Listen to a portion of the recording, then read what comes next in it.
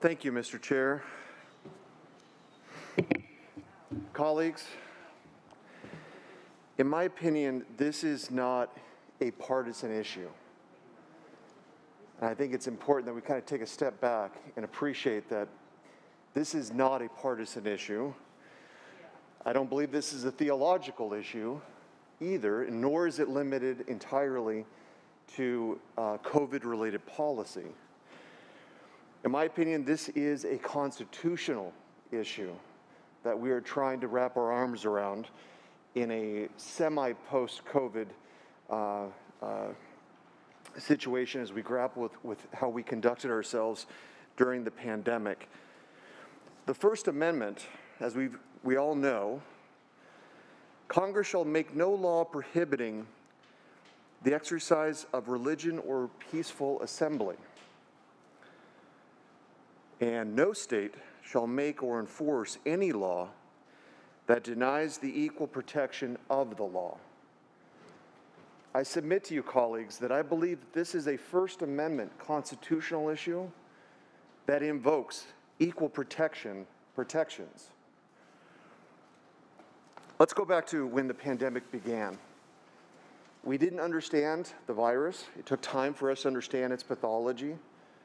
We began to appreciate that it was transmitted by close personal contact, and that, of course, gave rise to the health protocols of the mask mandate, the distancing, and the hand washing, and the disallowance of attending certain activities. But over time, we began to understand that there were certain health protocols that would allow for a reasonably safe environment for those that wanted to participate in certain activities. Now, I'm a churchgoer. My father's a churchgoer. My 91-year-old father's a churchgoer. And I don't think ever really missed a day of church, a Sunday in his life. But when this pandemic happened, given his medical conditions and underlying situations, I didn't feel comfortable taking him to church, and I myself didn't go to church for an extended period of time. And I'm an avid congregant at St. George Greek Orthodox Church in Fresno, California. But I believe in science, and I believe in data, and I believe learning from experts. I was a professor for over a decade, and I hold those individuals that are sufficiently schooled and educated in respective disciplines, that if they tell me that there are certain activities you should avoid, or at least undertake to mitigate the risks, that I will listen to them. So I did not go to church for a while, and I believe that was the right course of action. But then something changed. We became better aware of what the pathology of the virus was and how we could still participate on a limited basis, whether it be going to the grocery store, to Home Depot, or interacting with other folks.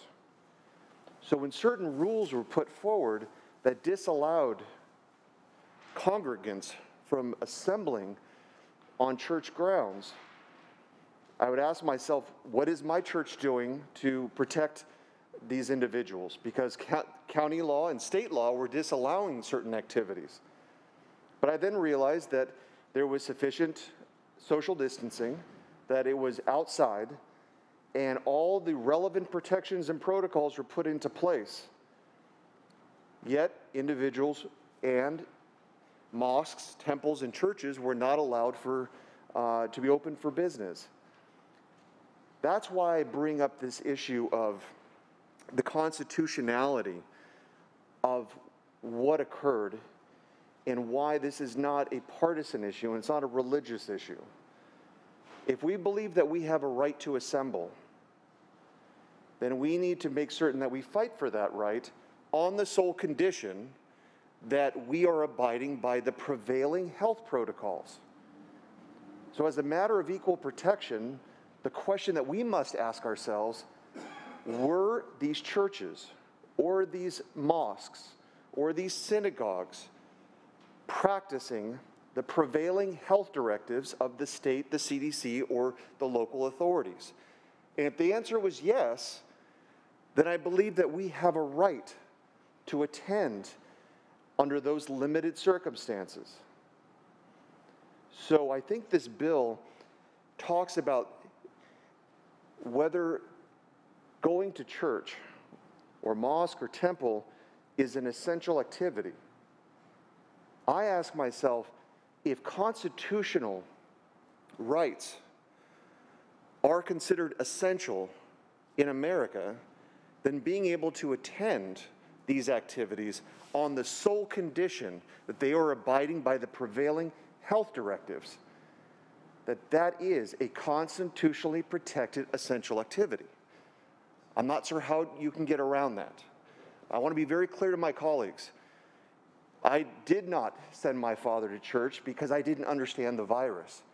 I did not send my father to church or my family if there were circumstances where there was no social distancing, and there's no mask wearing, and it wasn't outdoors. But on the condition that it was, and it was consistent with those prevailing authority directives, I could not see a difference between going to Home Depot and going to church.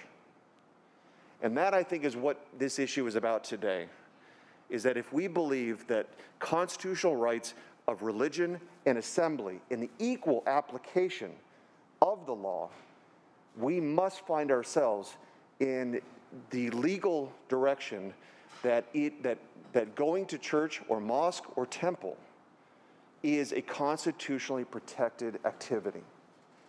That's why, colleagues, I'd ask you, make certain you don't get seduced by the partisan nature of how this issue has arisen in the media. This is a constitutional question, not a theological question.